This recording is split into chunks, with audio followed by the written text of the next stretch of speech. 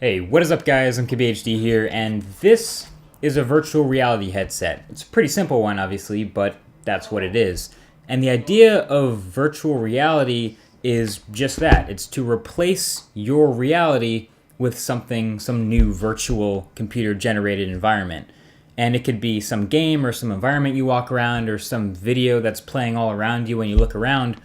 But the idea is to trick your brain into thinking that that's your new reality. So VR started with the Air Force actually as part of their flight training program, and it's flight sim. Now obviously that's much easier and cheaper to have new pilots practicing stuff like fighting maneuvers and shooting things and ejecting and crashing, all without shooting and ejecting and crashing actual $1 million planes. So that's where VR makes perfect sense. Now in 2015, companies are making these personal VR experiences that you can just buy and use for your own entertainment. All you have to do is just put it on your face. So they do this by taking over your sight. So just like we use headphones to completely take over our sense of sound, this headset totally takes over your vision. Inside this one, Google Cardboard is a pair of lenses and a place to hold your smartphone, which becomes your screen and your VR engine. Now there are actually two kinds of VR headsets. Type 1 is the accessory that you plug your smartphone into that becomes the screen. So something like Google Cardboard or Samsung's Gear VR. And then Type 2 is the standalone unit that does everything. It has a gyroscope and the screen and everything built in. So that would be something like Oculus Rift or HTC's Vive. Both types, of course, have these lenses that help your eyes focus on the stereoscopic image that's right up against your face, which isn't great for your eyes, by the way, but whatever. And they all have this gyroscope and accelerometer that help track your head movement, and that's what helps put you in your own little world. So I got to take a closer look at one of the second type at Mobile World Congress this year, the new HTC Vive. And this is something people were getting really pumped about. It's a prototype for now, and the final version might not look exactly like this, but it's an entirely self-contained VR headset that you can just pick up and put on your face and be immersed. Of course, it's a little more complicated than that, but you have all these little dots around it for sensors, so you actually need to set up little sensors around you to track your head in 3D space. Oculus Rift also has some similar looking sensors for the same reason. It's tracking your head. So on one hand, that's going to be awesome for immersion. The more accurate these sensors can be, the more closely it'll mirror your head movements. So since you're in 3D space, you can literally move your head forward and peek around a corner, which is pretty awesome. But on the downside, that does require having a little bit more space to actually set up your VR experience, which sounds kind of like a pain.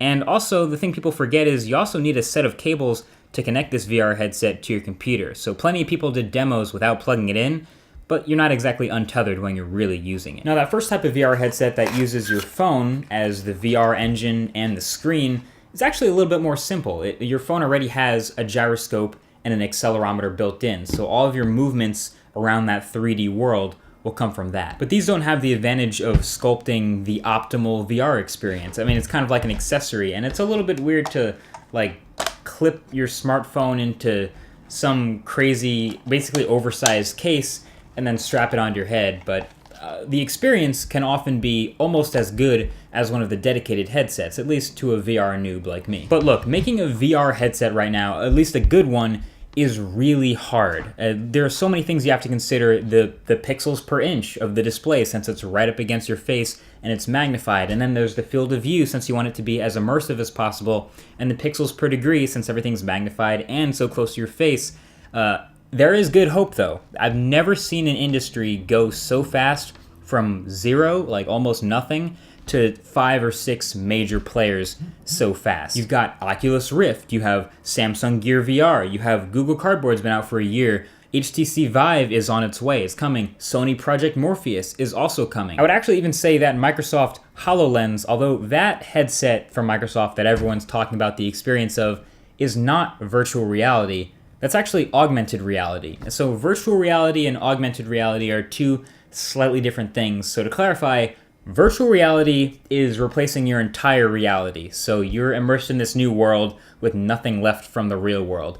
Augmented reality is just that. It's augmenting your reality a little bit. It's adding some things and combining it with the real world, and oftentimes that'll be in the form of an overlay or seeing something on top of a real world object. Google Glass also does the same thing, so you can have useful information sort of in the corner of your vision. Not totally virtual reality, but some neat augmented reality tricks. But what really separates VR and what makes it so impressive is the immersion factor, the fact that you're totally in this world. So just like with headphones on when you can't really hear anything else other than the music you're listening to, with a VR headset, you're essentially blindfolded and put into this entire new world with whatever the artist makes. Virtual reality content will take off when there is a lot of virtual reality stuff to look at. Like 3D TV would have only made it if people everywhere started making 3D videos. Now, obviously, that didn't happen, and there's a risk that virtual reality might not ever happen too because of that. But I think there's at least something special here that 3D TV might not have had. I think the first time someone sees a 3D TV that works really well, their reaction might be, oh, wow.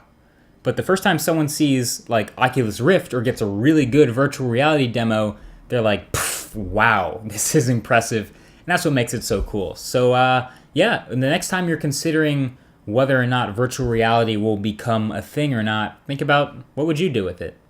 So thanks for watching. I'll talk to you guys in the next one. Peace.